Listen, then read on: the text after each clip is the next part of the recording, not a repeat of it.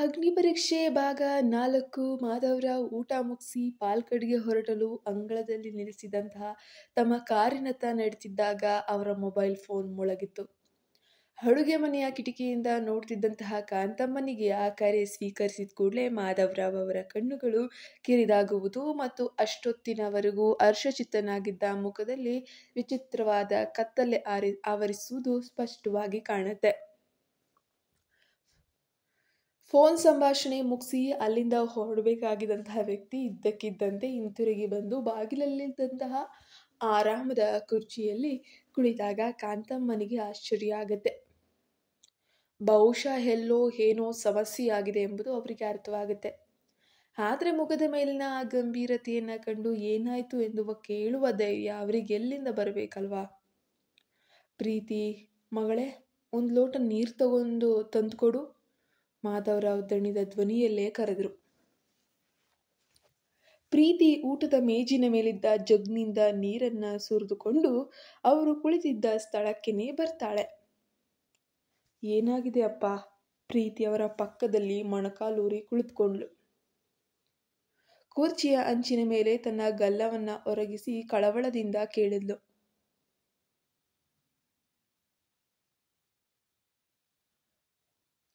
ಏನೂ ಇಲ್ಲಮ್ಮ, ಮಾಧವರಾವ್ ಅವಳನ್ನು ನೋಡಿ ಪ್ರೀತಿಯಿಂದಲೇ ಹೇಳಿದ್ರು. ಹಾಗಾದ್ರೆ ಅಪ್ಪ, ನೀನ್ ಇವತ್ತು ಪಾಲ್ಗಡ್ಗೆ ಹೋಗ್ತಾ ಇಲ್ವೇ? ಮಾಧವರಾವ್ ಅವರ ಬೆವರಿದ್ದ ಮುಖವನ್ನ ಕಂಡು ಪ್ರೀತಿ ಕರುಣೆಯಿಂದ ಕೇಳಿದ್ಲು. ಇಲ್ಲ ಅಪ್ಪ, ಇವತ್ತು ಹೋಗ್ತಿಲ್ಲ. ಇವತ್ತು ನನ್ನ ಮಗಳು ಹೆಂಡತಿಯ ಜೊತೆ ಇಲ್ಲೇ ಇರಬೇಕಂತ ಅನ್ನಿಸ್ತಾ ಇದೆ, ಮಾಧವರಾವ್ ಮಂದಹಾಸ ಬೀರಿದ್ರು. ಆದರೆ ಅಪ್ಪ ಇವತ್ತು ಅಲ್ಲಿಗೆ ಹೋಗ್ದಿದ್ರೆ ಮನು ಅಣ್ಣ ಮತ್ತೆ ಮಾಯಾಕ್ಕ, ಪ್ರೀತಿ ಆತಂಕದಿಂದ ಕೇಳಿದ್ಲು. ಪರವಾಗಿಲ್ಲ ಬಿಡು, ನನ್ನ ಮಗಳು ಯಾವಾಗಲೂ ಒಬ್ಬಳೇ ಚಿಂತೆ ಮಾಡಿದರೆ ಸಾಲದು, ಕೆಲವೊಮ್ಮೆ ಅವರು ಚಿಂತೆ ಮಾಡಲಿ. ಮಾಧವರಾವ್ ಅವರ ಧ್ವನಿಯಲ್ಲಿ ಒಂದು ರೀತಿಯ ಅಸ್ಪಷ್ಟವಾದ ನೋವಿತ್ತು. ಸ್ವಲ್ಪ ಸಮಯದ ಹಿಂದೆ ಬಂದ ಆ ಫೋನ್ ಕರೆ ಅವರ ಮನಸ್ಸನ್ನ ತೀವ್ರವಾಗಿ ಕಲಕಿದೆ ಅನ್ನೋದು ಪ್ರೀತಿಗೆ ಅರ್ಥ ಆಯಿತು. ಅಪ್ಪ, ಪ್ರೀತಿ ಮೆಲ್ಲ ಕರೆದಾಗ ಮಾಧವರಾವ್ ಅವಳ ಮುದ್ದಾದ ಮುಖವನ್ನ ಕುತೂಹಲದಿಂದ ನೋಡಿದ್ರು. ಅವಳು ಬೆಳೆಯುತ್ತಿದ್ದಂತೆ ಅವಳ ರೂಪವು ಅವರಿಗೆ ತಮ್ಮ ತಾಯಿ ಬಾಲಮಣಿಯನ್ನು ನೆನಪಿಸ್ತಿತ್ತು. ಅದೇ ಕಣ್ಣುಗಳು, ಅದೇ ಮುಖದ ಬೆಳೆ, ಕಳೆ, ಆ ಸೊಂಪಾದ ಗುಂಗುರು ಕೂದಲು ಕೂಡ ತಾಯಿಯನ್ನೇ ನೆನಪಿಸ್ತಿತ್ತು. ಪ್ರೀತಿಯು ಕಾಂತಮ್ಮನ ಮೈಬಣ್ಣ ಮತ್ತು ಶಾಂತ ಸ್ವಭಾವವನ್ನ ಮಾತ್ರ ಪಡೆದಿದ್ಲು. ಹೇಳ್ ಮಗಳೇ, ಏನೋ ಕೇಳ್ಬೇಕಂತಿದ್ದೀಯಾ? ಮಾಧವರಾವ್ ಅವಳನ್ನ ಹತ್ತಿರಕ್ಕೆ ಕರೆದುಕೊಂಡ್ರು. ನನಗೆ ಇಂತಹ ಮದುವೆ ಬೇಡ ಅಪ್ಪ. ಯಾಕಿಷ್ಟು ಅವಸರದಲ್ಲಿ ಈ ಪ್ರಸ್ತಾಪ ಒಪ್ಕೊಂಡ್ರಿ? ಪ್ರೀತಿಯ ಧ್ವನಿ ದುರ್ಬಲವಾಯಿತು. ಮಾಧವರಾವ್ ಇದ್ದಕ್ಕಿದ್ದಂತೆ ಗಂಭೀರವಾಗಿ ಪ್ರೀತಿ ಅಂತ ಕರೆದಾಗ ಅವಳು ತತ್ತರಿಸ್ಬಿಟ್ಲು. ಗಂಭೀರ ವಿಷಯಗಳ ಬಗ್ಗೆ ಮಾತನಾಡುವಾಗ ಮಾತ್ರ ಅವರು ಅವಳನ್ನ ಹೆಸರಿಡಿದು ಕರೆಯುವಂತಹದ್ದು. ಉಳಿದದ್ದೆಲ್ಲ ಸಮಯ ಅವಳ ಪ್ರೀತಿಯ ಅಪ್ಪ ಸುಮ್ಮನೆ ಯಾವುದನ್ನು ಮಾಡುವುದಿಲ್ಲ ಎಂದು ಗೊತ್ತು. ನನ್ನ ಕಾಲ ಮುಗಿಯುವ ಮುನ್ನ ನನ್ನ ಮಗಳನ್ನ ಒಂದು ಸುರಕ್ಷಿತವಾದ ಜಾಗಕ್ಕೆ ತಲುಪಿಸಬೇಕು. ಅವರ ಧ್ವನಿಯಲ್ಲಿ ಏನೋ ಒಂದು ಅನಿಶ್ಚಿತತೆ, ಪ್ರೀತಿಯ ಭಾಸವೂ ಇತ್ತು. ನಿನ್ನೆಯವರೆಗೂ ಇದ್ದು ಅಪ್ಪನ ಆಸೆ ಮಾತ್ರವಾಗಿತ್ತು, ಆದರೆ ಇವತ್ತು ಅಪ್ಪನ ಗುರಿಯೂ ಹೌದು. ಮಾಧವರಾವ್ ಅವರ ಧ್ವನಿ ಕುಸಿದು ಹೋಯಿತು. ಏನಾಯ್ತಪ್ಪ? ಆರೋಗ್ಯದಲ್ಲಿ ಏನಾದರೂ ವ್ಯತ್ಯಾಸವಾಗಿದೆಯೇ? ಬೆವರಿದ ಅವರ ಮುಖ ನೋಡಿ ಪ್ರೀತಿ ಗಾಬರಿಯಿಂದಾನೇ ಕೇಳಿದ್ಲು. ಇಲ್ಲಮ್ಮ, ಅಪ್ಪ ಚೆನ್ನಾಗಿಯೇ ಇದ್ದಾನೆ. ಮಾಧವರಾವ್ ಅವರ ಬೆರಳುಗಳನ್ನ ಹಿಡಿದುಕೊಂಡು ಕುರ್ಚಿಯಲ್ಲಿ ಹಿಂದಕ್ಕೆ ಹೊರಗಿದ್ರು. ಅವರಲ್ಲಿ ಒಂದು ವಿನಯತೆ ಮತ್ತೆ ಮಗಳಲ್ಲೇ ಬೇಡಿಕೊಳ್ಳುವಂತಹ ರೀತಿಯಲ್ಲಿ, ಮಗಳೇ, ದಯವಿಟ್ಟು ಈ ಸಂಬಂಧವನ್ನು ತಿರಸ್ಕರಿಸಬೇಡ. ನಿನ್ನನ್ನು ಒಂದು ದಡಕ್ಕೆ ಸೇರಿಸುವ ಮೊದಲೇ ನನಗೆ ಏನಾದರೂ ಆಗ್ಬಿಟ್ರೆ ನನಗೆ ಸಾವಿನಲ್ಲೂ ಶಾಂತಿ ಸಿಗೋದಿಲ್ಲ ಮಗಳೇ. ನನಗೆ ಸಾಯಬೇಕಾದ್ರೂ ನೆಮ್ಮದಿ ಬೇಕಲ್ವಾ? ನಾನು ಬದುಕಿರುವಾಗಲೇ ನಿನ್ನ ಸ್ಥಿತಿ ಹೀಗಿದ್ರೆ ನಾನಿಲ್ಲದ ಮೇಲೆ ನಿನ್ನನ್ನು ಯಾರು ನೋಡ್ಕೊಳ್ತಾರೆ ಮಗಳೇ? ಅವರ ಧ್ವನಿ ನಡುಗ್ತಾ ಇತ್ತು. ಹಣೆ ಮತ್ತು ಕೆನ್ನೆಗಳ ಮೇಲೆ ಬೆವರಿನ ಹನಿಗಳು ಹುರುಳುತ್ತಿರುವುದನ್ನು ಕಂಡು ಪ್ರೀತಿ ಕಂಗೆಟ್ಟು ಹೋದ್ಲು.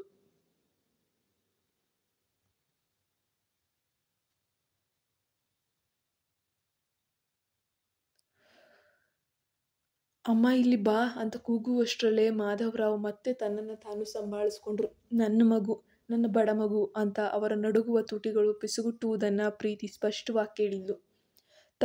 ತಂದೆಯ ಜೊತೆ ಮಾತನಾಡಿ ಮದುವೆಯನ್ನು ತಪ್ಪಿಸಬೇಕೆಂಬ ಅವಳ ಕೊನೆಯ ಆಸೆಯು ಮಣ್ಣು ಪಾಲಾಯಿತು. ಪರಸ್ಪರ ಇಷ್ಟವಿಲ್ಲದ ಇಬ್ಬರು ವ್ಯಕ್ತಿಗಳು ಕಾಲವು ಅವರ ಪುನರ್ಮಿಲನಕ್ಕೆ ಈಗ ದಾರಿ ಸಿದ್ಧಪಡಿಸ್ತಾ ಇದೆ. ಕುಳ್ಳಪುಳ್ಳಿಯಿಂದ ಶೋರ್ನೂರಿಗೆ ಹೋಗುವ ಮಾರ್ಗದಲ್ಲಿ ಪಾಲ್ಕಲ್ ಎಂಬ ಭವ್ಯ ಮನೆ. 6 ಅಡಿ ಎತ್ತರಕ್ಕೆ ಗ್ರಾನೈಟ್ ಕಲ್ಲಿನ ಗೋಡೆಯಿಂದ ಆವೃತವಾದ ವಿಶಾಲವಾದ ಕಾಂಪೌಂಡ್. ಅದರಲ್ಲಿದೆ ಹಳೆಯ 8 ಕೆಟ್ಟುವಿನ ಸಾಂಪ್ರದಾಯಿಕ ಕೇರಳ ಶೈಲಿಯ ಮನೆ. ಕೆಲವು ಭಾಗಗಳನ್ನು ಕೆಡವಿ ಮುಂಭಾಗವನ್ನು ಆಧುನಿಕ ಶೈಲಿಯಲ್ಲಿ ನವೀಕರಿಸಲಾಗಿತ್ತು. ಅಂಗಳಕ್ಕೆ ಬೆಲೆಬಾಳುವ ಇಂಟರ್ಲಾಕಿಂಗ್ ಕಲ್ಲುಗಳನ್ನು ಹಾಕಲಾಗಿತ್ತು. ಬೆಳಗ್ಗೆ 9 ಗಂಟೆ ಸುಮಾರಿಗೆ ಮಾಧವ್ ಕಾರನ್ನು ಚಲಾಯಿಸಿಕೊಂಡು ತಮ್ಮ ಪಾಲ್ಕಡ್ ಮನೆಗೆ ಬಂದಾಗ ಅಂಗಳದಲ್ಲಿ ಮನು ನಿಂತಿರುವುದು ಕಾಣಿತು. ಮನು ಮತ್ತೆ ಮಾಯಾರ ವಾಹನಗಳು ಅಲ್ಲಿದ್ವು. ಮಾಧವರಾವ್ ಹಿಂತಿರುಗಿ ಹಿಂದಿನ ಸೀಟ್ನಲ್ಲಿ ಕುಳಿತಿದ್ದ ಪ್ರೀತಿ ಮತ್ತು ಕಾಂತಮ್ಮನತ್ತ ನೋಡಿದ್ರು. ಪ್ರೀತಿಯ ಮುಖದಲ್ಲಿ ಒಂದು ರೀತಿಯ ಉದಾಸೀನತೆ ಇತ್ತು. ಕಾಂತಮ್ಮನ ದೃಷ್ಟಿಯಲ್ಲಿ ತಾನು ಅರ್ಹವಲ್ಲದ ಸ್ಥಳಕ್ಕೆ ಬಂದಿರುವ ವ್ಯಕ್ತಿಯ ಕೀಳರಿಮೆ ಎದ್ದು ಕಾಣ್ತಾ ಇತ್ತು. ಆಕೆ ಇಷ್ಟು ವರ್ಷಗಳಾದರೂ, ತನ್ನ ಮಗಳಿಗೆ ಮದುವೆ ಮಾಡುವ ವಯಸ್ಸಾದರೂ ಕೂಡ ಆಕೆಯಲ್ಲಿ ಒಂದು ರೀತಿಯ ಛಲವಾಗಲಿ ಅಥವಾ ತನಗೂ ಈ ಮನೆಯಲ್ಲಿ ಹಕ್ಕಿದೆ ಅನ್ನುವಂತಹ ಒಂದು ಭಾವನೆ ಬಂದೇ ಇಲ್ಲ. ಕೀಳರಿಮೆ ಆಕೆ ಜೊತೆಯೇ ಬಂದ್ಬಿಟ್ಟಿದೆ. ಮಾಧವರಾವ್ ಕಾರ್ನಲ್ಲಿ ಇಳಿದು ಮುಖವನ್ನು ಸ್ವಲ್ಪ ತಗ್ಗಿಸಿ ಹೇಳಿದ್ರು, ನಾವು ಬರಬೇಕೆ ಅಪ್ಪ, ಯಾಕೆ ಸುಮ್ಮನೆ ಅವಮಾನ ಅನುಭವಿಸ್ಬೇಕು? ಪ್ರೀತಿಯ ಧ್ವನಿಯಲ್ಲಿ ಭಯ ಇತ್ತು. ಆ ಪ್ರಶ್ನೆ ಕೇವಲ ಪ್ರಶ್ನೆ ಆಗಿರಲಿಲ್ಲ ಎಂದು ಮಾಧವರಾವ್ ಅವರಿಗೆ ತಿಳಿದಿತ್ತು. ಇಲ್ಲಿಗೆ ಬಂದಾಗಲೆಲ್ಲ ಕಾಂತಮ್ಮ ಮತ್ತು ಪ್ರೀತಿ ಅನುಭವಿಸಬೇಕಾದ ನಿರ್ಲಕ್ಷ್ಯ, ಅಪಮಾನ, ಅವಮಾನ ಅವರ ಕಣ್ಣೆದುರಿಗೆ ಸಂಭವಿಸ್ತಾನೆ ಇತ್ತು. ತಮ್ಮ ತಂದೆಯನ್ನ ಮೋಹಿಸಿ ತಾಯಿಯ ಸ್ಥಾನವನ್ನ ಕಸಿದುಕೊಂಡ ತಮಿಳುನಾಡಿನ ಸೇವಕಿ ಮತ್ತು ಆಕೆಗೆ ಹುಟ್ಟಿದ ಮಗಳು ಈ ಹಣೆಪಟ್ಟಿಯಲ್ಲಿ ಮನು ಮತ್ತು ಮಾಯಾ ಹಚ್ಚಿದ್ರು. ಮಾಧವರಾವ್ ಅವರಿಗೆ ಹೇಗೆ ಉತ್ತರಿಸಬೇಕೆಂದು ಗೊತ್ತಿಲ್ಲವೆಂದಲ್ಲ, ಆದರೆ ಮೊದಲನೇ ಹೆಂಡತಿಯ ಮೇಲಿದ್ದ ಪ್ರೀತಿ ಮತ್ತು ಚಿಕ್ಕ ವಯಸ್ಸಿನಲ್ಲಿ ತಾಯಿಯನ್ನ ಕಳೆದುಕೊಂಡ ಮಕ್ಕಳ ಮೇಲಿನ ಕರುಣೆ ಅವರನ್ನ ತಡೆ ಹಿಡಿತಾ ಇತ್ತು. ತಾನು ತಾಳ್ಮೆಗೆಟ್ಟರೆ ತನ್ನ ಇಬ್ಬರು ಹಿರಿಯ ಮಕ್ಕಳನ್ನ ಶಾಶ್ವತವಾಗಿ ಕಳೆದುಕೊಳ್ಬೇಕಾಗಬಹುದು ಎಂಬ ಆತಂಕ ಕೂಡ ಅವರಲ್ಲಿ ಇತ್ತು. ಯಾಕಂದ್ರೆ ಅವರೇನು ಚಿಕ್ಕ ಮಕ್ಕಳಲ್ಲ, ಅವರಿಗೆ ಹೊಡೆದು ಬುದ್ಧಿ ಕಲಿಸೋಕೆ. ಮಗಳೇ, ಈ ಬಾರಿ ಮಾತ್ರ ದಯವಿಟ್ಟು ನನ್ನ ಮಾತಿನ ಮೀರಕ್ಕೆ ಹೋಗ್ಬೇಡ. ನಿಮ್ಗಿಲ್ಲಿ ಯಾವುದೇ ತೊಂದರೆ ಆಗದೆ ಇರೋ ರೀತಿಯಲ್ಲಿ ನಾನು ನೋಡ್ಕೊಳ್ತೀನಿ. ಮಾಧವರಾವ್ ಬೇಡಿಕೊಳ್ಳುವಂತೆ ಮಾತಾಡಿದಾಗ ಪ್ರೀತಿ ಕೂಡ ಮೆತ್ತಗಾದ್ಲು. ಕಾಂತಮ್ಮನ ಮುಖದ ಆತಂಕದ ನಡುವೆಯೂ ಪ್ರೀತಿ ವಿಧೇಯತೆಯಿಂದ ಕಾರ್ನಿಂದ ಇಳಿದ್ಲು. ಅಮೃತಶಿಲೆಯ ಮುಖಮಂಟಪ, ಕೆತ್ತನೆಯ ಮರದ ತೊಲೆಗಳು, ತೇಗದ ಮರದ ಮೆಟ್ಟಿಲುಗಳು ಮತ್ತು ದುಬಾರಿ ಕಾಪಟ್ಗಳು ಪಾಲ್ಕಲ್ನ ವೈಭವವನ್ನು ಸಾರ್ತಿದ್ವು. ಆ ಅರಮನೆಯಂತಹ ಮನೆಯ ವರಂಡಾ ಹತ್ತುತ್ತಿದ್ದ ಪ್ರೀತಿಗೆ 4 ವರ್ಷಗಳ ಹಿಂದೆ ಮನು ಅಣ್ಣನ ನಿಶ್ಚಿತಾರ್ಥದ ಸಮಯದಲ್ಲಿ ಮಾಯಾ ಅಕ್ಕ ತನ್ನ ತಾಯಿಯನ್ನ ಸೇವಕಿ ಎಂದು ಜರೆದ ಆ ಕ್ಷಣ ನೆನಪಾಗೋಯ್ತು. ಅಂದು ಹೊರಬಿದ್ದ ಮಲತಾಯಿಯ ಮೇಲಿನ ದ್ವೇಷವು ಇಂದಿಗೂ ಆರಿರಲಿಲ್ಲ. ಅಂದು ಎಲ್ಲರ ಮುಂದೆ ನಗುತ್ತಿದ್ದ ಕಾಂತಮ್ಮ ಅತಿಥಿಗಳು ಹೋದ ನಂತರ ಕೋಣೆಯ ಬಾಗಿಲು ಮುಚ್ಚಿ ಹತ್ತಿದ್ದನ್ನ ಪ್ರೀತಿ ಮರೆಯೋಕ್ಕೂ ಸಾಧ್ಯವಿಲ್ಲ. ಅಂದು ಮೊದಲ ಬಾರಿಗೆ ತಂದೆ ತನ್ನ ತಾಯಿಯ ಪರವಾಗಿ ಮಾತನಾಡಿದ್ರು, ಆದರೆ ಅದರ ಪರಿಣಾಮ ಭಯಾನಕವಾಗಿತ್ತು. ಪ್ರಿಯಾಳ ಕುಟುಂಬವು ಕಾಂತಮ್ಮ ಮತ್ತು ಪ್ರೀತಿಯನ್ನ ಒಪ್ಪಿಕೊಳ್ಳಲು ನಿರಾಕರಿಸಿತ್ತು. ಮನೆ ಕೆಲಸದಾಕೆ ಮನೆಯ ಯಜಮಾನಿಯಾದ ಸ್ಥಳಕ್ಕೆ ತಮ್ಮ ಮಗಳನ್ನ ಕಳುಹಿಸುವುದಿಲ್ಲ ಎಂದು ಅವರು ಘೋಷಿಸಿದಾಗ ಮನು ಹಠ ಹಿಡಿದಿದ್ದ. ಕೊನೆಗೆ ಗಂಡನ ಸಂಕಟವನ್ನ ನೋಡಲಾಗದೆ ಕಾಂತಮ್ಮ ತಾವೇ ಆ ಮನೆಯನ್ನ ಬಿಟ್ಟು ಹೊರಬಂದಿದ್ದು. 15 ವರ್ಷಗಳಿಂದ ಬದುಕಿದ್ದ ಮನೆಯನ್ನ ಕಣ್ಣೀರಿನಲ್ಲಿ ಬಿಟ್ಟು ಬಂದ ನಂತರ ಅವರು ಅಲ್ಲಿಗೆ ಮತ್ತೆ ಕಾಲಿಟ್ಟಿರಲೇ ಇಲ್ಲ. ಮನು ಮದುವೆಗೆ ತಾಯಿಯನ್ನ ಕರೆತರಬಾರದೆಂಬ ಕಟ್ಟುನಿಟ್ಟಿನ ಸೂಚನೆ ಕೂಡ ಬಂದಿತ್ತು ಎಂದು ಪ್ರೀತಿ ನೆನಪಿಸಿಕೊಂಡವಳಿಗೆ ತುಂಬಾ ನೋವಾಗೋಯ್ತು. ಬಾ ಮಗಳೇ, ಮಾಧವರಾವ್ ಕರೆದಾಗ ಪ್ರೀತಿ ಇಷ್ಟವಿಲ್ಲದೆ ಕುಳಿತುಕೊಳ್ಳುವ ಕೋಣೆಗೆ ಹೋದ್ಲು. ಕಾರು ನಿಂತ ಶಬ್ದ ಕೇಳಿ ಮನೆಯಿಂದ ಹೊರಬಂದ ಪ್ರಿಯಾಳ ಮುಖ ಪ್ರೀತಿಯನ್ನ ಕಂಡ ತಕ್ಷಣ ಒಂದು ರೀತಿ ಕಪ್ಪಗಾಗೋಯ್ತು. ಕಾಂತಮ್ಮ ಮಾತ್ರ ಅವಳನ್ನ ಬಹಳ ಪ್ರೀತಿಯಿಂದನೇ ನೋಡ್ತಾ ಇದ್ರು. ಆದ್ರೆ ಪ್ರಿಯಾಳ ಪ್ರತಿಕ್ರಿಯೆ ಮಾತ್ರ ಒಂದು ತೀಕ್ಷ್ಣವಾದ ನೋಟವಾಗಿತ್ತು. ಪ್ರಿಯಾ ಒಳಗೋದ ರೀತಿ ನೋಡಿದರೆ ಅಲ್ಲಿ ಅವರಿಗೆ ಯಾವ ರೀತಿ ಸ್ವಾಗತ ಸಿಗಲಿದೆ ಎಂಬುದು ಪ್ರೀತಿಗೆ ಬಹಳ ಚೆನ್ನಾಗಿಯೇ ಅರಿವಾಗಿ ಹೋಗಿತ್ತು. ಮಾಧವರಾವ್ ಅವರನ್ನ ಹಿಂಬಾಲಿಸಿ ಊಟದ ಕೋಣೆಗೆ ಹೋದಾಗ ಅಲ್ಲಿನ ಬದಲಾವಣೆಗಳು ಪ್ರೀತಿಯ ಕಣ್ಣಿಗೆ ಬಿದ್ವು. ಮನೆ ಸಂಪೂರ್ಣ ಹೊಸ ರೂಪ ಪಡೆದಿತ್ತು. ಹೊಸ ಪೀಠೋಪಕರಣಗಳು, ಹೊಸ ಬಣ್ಣ. ಆದರೆ ಮನೆಯೊಳಗಿರುವವರ ಮನಸ್ಸು ಮಾತ್ರ ಬದಲಾಗಿರಲಿಲ್ಲ. ನೆನ್ನೆ ರಾತ್ರಿ ನಿಮ್ಮ ತಂದೆ ಇಲ್ಲಿಗೆ ಬರಲಿಲ್ಲ ಎಂದು ಆ ತಮಿಳು ಮಹಿಳೆ ಅವಳ ಅಕ್ರಮ ಮಗಳನ್ನ ಇಲ್ಲಿ ಕರೆತಂದಿದ್ದಾರಾ? ಪ್ರಿಯಾ ಮನು ಅಣ್ಣನಿಗೆ ಕೇಳಿದ ಆ ಕುಹಕದ ಮಾತುಗಳು ಪ್ರೀತಿಯ ಕಿವಿಯಲ್ಲಿ ಪ್ರತಿಧ್ವನಿಸಿದ್ವು. ಅಕ್ರಮ ಮಗಳು? ಈ ಮಾತು ಅವಳ ಎದೆಯನ್ನ ಬಗಿತಾ ಇತ್ತು. ಅವಳು ಕಣ್ಣುಗಳನ್ನ ಬಿಗಿಯಾಗಿ ಮುಚ್ಚಿ ತನ್ನ ತೋಳುಗಳನ್ನ ಮಡಚಿಕೊಂಡ್ಳು. ಊಟದ ಕೋಣೆಯು ಪಾಲ್ಕಡ್ನ ಹೆಮ್ಮೆಯಲ್ಲಿ ಸಾರುವಂತೆ ದುಬಾರಿ ಆಸನಗಳು ಮತ್ತು ಆ ವೈಡ್ ಕೌಂಟರ್ ಟಾಪ್ಗಳನ್ನು ಹೊಂದಿತ್ತು. ಅಲ್ಲಿ ಮನು ಮತ್ತು ಮಾಯಾ ಮತ್ತು ಮಾಯಾಳ ಪತಿ ಅಜಿತ್ ಕೂಡ ಕುಳಿತಿದ್ರು.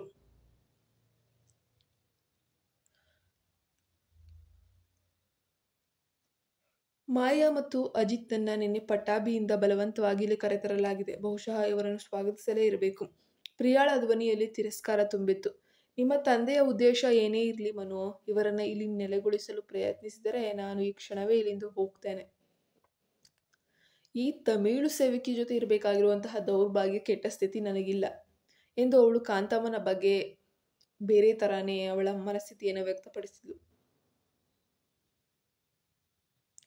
ಹೆದರ್ಬೇಡ ಪ್ರಿಯಾ, ನಾನು ಇವರನ್ನ ಇಲ್ಲಿಗೆ ಉಳಿದುಕೊಳ್ಳೋ ಕರೆ ತಂದಿಲ್ಲ. ಪ್ರೀತಿಯ ಮದುವೆಯ ಬಗ್ಗೆ ನಿಮಗೆ ತಿಳಿಸೋಕೆ ಅಂತ ಹೇಳಿ ಮತ್ತು ಅಜ್ಜಿಯ ಆಶೀರ್ವಾದ ಪಡೆಯೋಕೆ ಅಂತ ಮಾತ್ರ ಕರೆ ತಂದಿದ್ದೇನೆ. ಮಾಧವರಾವ್ ಇದ್ದಕ್ಕಿದ್ದಂತೆ ಧ್ವನಿಯನ್ನ ಏರಿಸಿದ್ರು. ಪ್ರೀತಿ ಮದುವೆನಾ? ಮನು ಮತ್ತು ಮಾಯಾ ಆಶ್ಚರ್ಯದಿಂದ ಕೇಳಿದ್ರು.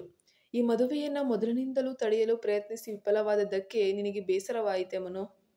ಮಾಧವರಾವ್ ಅವರ ಪ್ರಶ್ನೆಗೆ ಮನು ತಬ್ಬಿಬ್ಬಾಗ್ಬಿಟ್ಟ. ಅಪ್ಪ, ನಾನು ಯಾಕೆ ಮದುವೆನ ಹಾಳು ಮಾಡ್ತೀನಿ? ಹಾಳು ಮಾಡಿದ್ದೆ ಅಂತಲ್ಲ, ಹಾಳು ಮಾಡಲು ಪ್ರಯತ್ನಿಸಿದ್ದೆ ಅಂತ ನಾನು ಹೇಳ್ತಿರೋದು. ಮಾಧವರಾವ್ ಅವರ ಧ್ವನಿಯಲ್ಲಿ ಒಂದು ರೀತಿಯ ವ್ಯಂಗ್ಯವಿತ್ತು.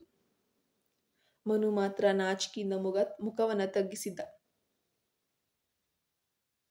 ಸೋಮಶೇಖರ್ ಮಾಸ್ಟರ್ ತನ್ನ ತಂದೆಯ ಸ್ನೇಹಿತ ಎಂದು ಮನುವಿಗೆ ತಿಳಿದಿರಲಿಲ್ಲ. ಪ್ರಿಯಾಳ ಮಾತು ಕೇಳಿ ಅವನು ಮಾಸ್ಟರ್ಗೆ ಕರೆ ಮಾಡಿ ಕಾಂತಮ್ಮ ಕೇವಲ ಒಬ್ಬ ಸೇವಕಿ ಎಂದು, ಅಕ್ರಮ ಸಂಬಂಧದಿಂದಾಗಿ ಪ್ರೀತಿ ಹುಟ್ಟಿದ್ದಾಳೆ ಎಂದು, ಅವಳ ಪಾತ್ರದ ಬಗ್ಗೆ ಕೆಟ್ಟದಾಗಿ ಅಪಪ್ರಚಾರ ಕೂಡ ಮಾಡಿದ್ದನು. ಆದರೆ ಸೋಮಶೇಖರ್ ಮಾಸ್ಟರ್ ಮನು ಅಂದುಕೊಂಡಂತೆ ಸಾಮಾನ್ಯವಾದ ಮನುಷ್ಯನೇನಲ್ಲ. ಮಾಸ್ಟರ್ ಅವರ ಅನೇಕ ಶಿಷ್ಯರು ಉನ್ನತ ಹುದ್ದೆಯಲ್ಲಿದ್ರು. ಫೋನ್ ಕರೆ ಬಂದ ಕೂಡಲೇ ಆ ಸಂಖ್ಯೆಯನ್ನ ಪತ್ತೆ ಹಚ್ಚಿದ್ದ ಮಸೂದ್ ಎಂಬ ವ್ಯಕ್ತಿ ಎಲ್ಲವನ್ನ ಕಂಡು ಹಿಡಿದು ಮಾಸ್ಟರ್ಗೂ ಕೂಡ ತಿಳಿಸಿದ್ರು. ನನ್ನ ಮಕ್ಕಳು ತಮ್ಮ ಸ್ವಂತ ತಂಗಿ ಬಗ್ಗೆ ಇಷ್ಟು ನೀಚವಾಗಿ ಮಾತನಾಡಲು ಹಿಂಜರಿಯುವುದಿಲ್ಲವೇ ಎಂದು ರಾಮಚಂದ್ರನ್ ಮಾಸ್ಟರ್ ಕೇಳಿದಾಗ ನಾನು ಅಲ್ಲೇ ಇದ್ದೆ. ಮಾಧವರಾವ್ ಅವರ ಧ್ವನಿ ನಡುಕ್ತಾ ಇತ್ತು. ನನ್ನ ಮಗು ನಿಮಗೆ ಯಾವ ತಪ್ಪು ಮಾಡಿತು? ಅವರು ಉಸಿಗುಟ್ಟುತ್ತಾ ಕೇಳಿದ್ರು.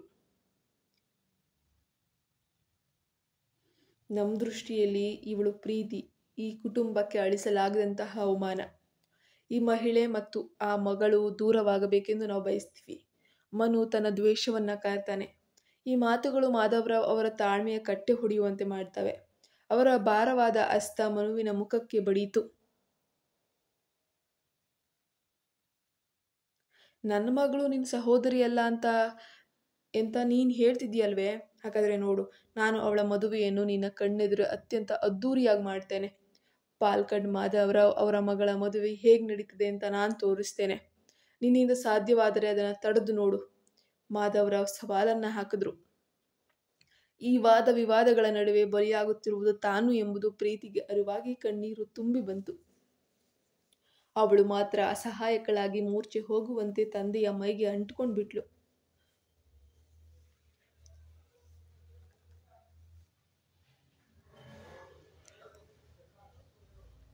ಇನ್ನು ಮುಂದೆ ನನಗೂ ನಿನಗೂ ಯಾವುದೇ ರೀತಿಯ ಸಂಬಂಧ ಇಲ್ಲ. ಒಂದು ವೇಳೆ ನಾನು ಸತ್ತೆ ಅಂತ ಏನಾದರೂ ನಿಮಗೆ ವಿಷಯ ತಿಳಿದು ಬಂದರೂ ನನ್ನನ್ನು ನೋಡಲು ದಯವಿಟ್ಟು ಬರಬೇಡ ಎಂದು ಮಾಧವರಾವ್ ಮನು ಕಡೆಗೆ ತೋರ್ಬೆರಳನ್ನು ಚಾಚಿದ್ರು. ಯಾಕೆ ಹೀಗೆ ಮಾತಾಡ್ತಿದ್ದೀರಿ? ಕಾಂತಮ್ಮ ಏನೋ ಹೇಳಲು ಹೋದಾಗ ಮಾಧವರಾವ್ ಅವರ ಕಠಿಣ ನೋಟ ಅವಳನ್ನು ತಡೀತು. ಅವರು ಪ್ರೀತಿಯನ್ನ ಕರೆದುಕೊಂಡು ಪಾಲ್ಕಡ್ ಮನೆಯ ಮೆಟ್ಟಿಲುಗಳನ್ನು ಇಳಿದ್ರು. ನಿಮ್ಮ ಅಜ್ಜಿಯ ಆಶೀರ್ವಾದ ಪಡೆದುಕೋ ಎಂದು ಅಂಗಳದ ದಕ್ಷಿಣ ಭಾಗದಲ್ಲಿದ್ದ ಅಮೃತಶಿಲೆಯ ಅಸ್ಥಿಪಂಜರ ಸ್ಮಾರಕವನ್ನ ತೋರಿಸಿದ್ರು. ಆ ಕಪ್ಪು ಬೆಳಪಿನ ಅಮೃತಶಿಲೆಯ ಮುಂದೆ ನಿಂತಿದ್ದಾಗ ಪ್ರೀತಿಗೆ ತನ್ನ ಜೀವವು ಮುರಿದ ಗಾಳಿಪಟದಂತೆ ಜಾರಿ ಹೋಗ್ತಾ ಇರೋದು ಭಾವನೆ ಅನ್ನೋದು ಅವಳಿಗೆ ಕಂಡು ಬರುತ್ತೆ. ಈಗ ಆಕೆ ಮದುವೆಯನ್ನು ನಿರಾಕರಿಸುವ ಸ್ಥಿತಿಯಲ್ಲಿ ಖಂಡಿತ ಇರಲಿಲ್ಲ. ತನ್ನ ತಂದೆಯ ಮಾನ ಪ್ರಾಣ ಉಳಿಸೋಕ್ಕೋಸ್ಕರ ಆಕೆ ತನ್ನ ಜೀವನವನ್ನು ಪಣಕ್ಕಿಡಲೇಬೇಕು. ನೋಡೋಣ ಮುಂದಿನ ಭಾಗದಲ್ಲಿ ಮೆಂಬರ್ಸ್. ಎಲ್ಲರಿಗೂ ತುಂಬು ಧನ್ಯವಾದಗಳು. ಕತೆ ಬೇಗ ಸಿಗುತ್ತೆ ಅವರಿಗೆ.